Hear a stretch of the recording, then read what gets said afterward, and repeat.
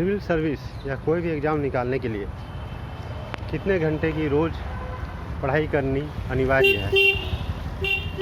मैं कहता हूँ, ये मेरा पर्सनल एक्सपीरियंस है, ये वेराई करता है 4 घंटे से लेके 12-16 घंटे तक।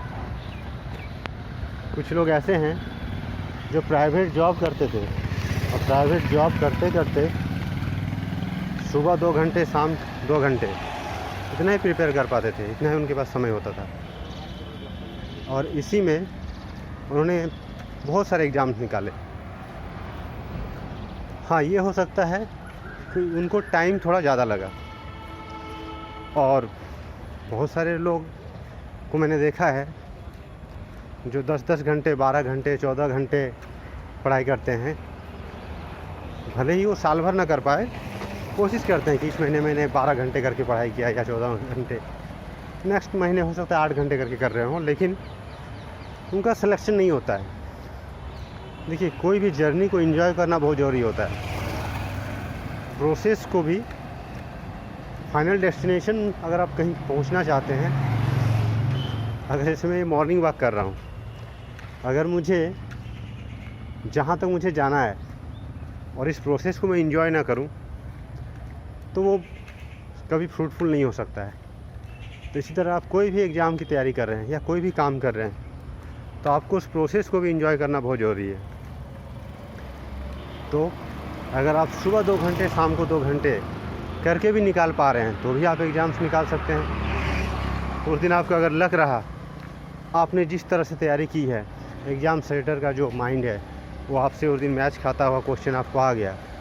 अंतर कितना होता है, 2 क्वेश्चन, 4 क्वेश्चन, 5 क्वेश्चन का, तो ये लक के लिए कोई बड़ी बात नहीं होती है।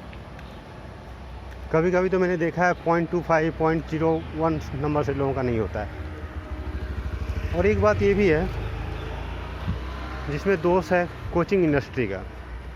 कोचिंग इंडस्ट्री कभी नहीं बोलेगी कि आपका एग्ज़ाम नहीं निकलेगा, क्योंकि उनकी कमाई का जरिया वही है। अगर 100 भी वैकेंसी निकलेगी तो भी वो बोलेंगे वैकेंसी बहुत ज़्यादा है। आजकल के ज़माने में अगर 100 वैकेंसी है तो ये कम नहीं है। मैं एक उदाहरण बता रहा हूँ। कुछ दिन पहले झारखंड CDPO का एक एग्ज़ाम निकला था, जो बाद में कैंसिल भी हो गया।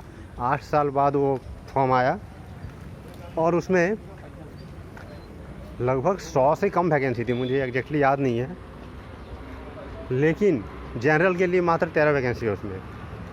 लेकिन पूरा झारखंड और बहुत सारे दिल्ली तक की कोचिंग इंडस्ट्री ने पूरा दम दिखा दिया कि वैकेंसी बहुत ज़्यादा है। बताइए, 8 साल में अगर 100 वैकेंसी आती है तो बहुत ज़्यादा वैकेंसी है। इसमें ज़्यादा लोग नहीं भरेंगे, आप तैयारी में जुट जाइए। तो देखिए, कभी भी कोचिंग इंडस्ट्री के बहकावे में मत आइए।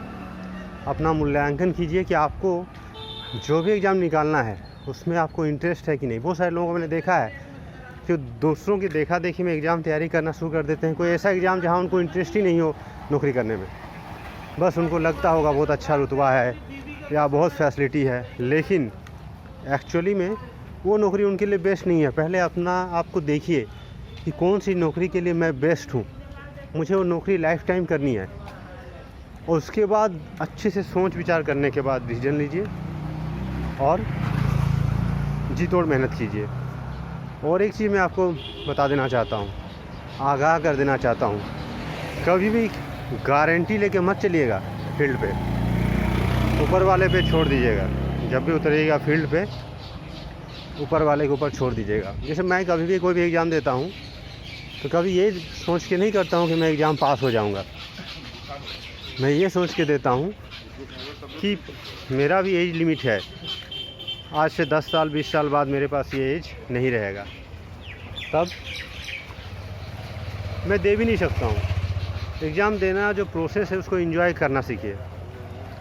हो ना हो, जब मैं फ़ौज में था तो मुझे कुछ भी नहीं पता था, मैं आपको सच बता रहा हूँ।